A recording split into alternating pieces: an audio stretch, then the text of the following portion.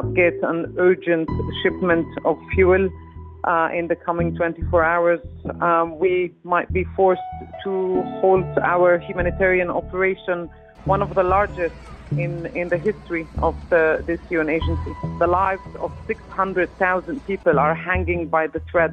We need fuel and we need it urgently.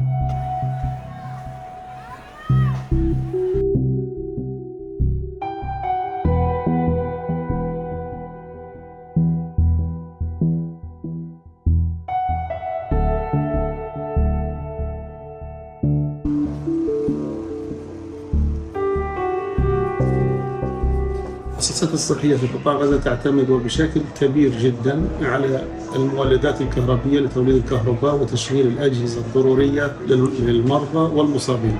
وإذا تم نفاذ الوقود سنحكم على المرضى الموجودين في أقسام العناية المركزة بالموت المحتم.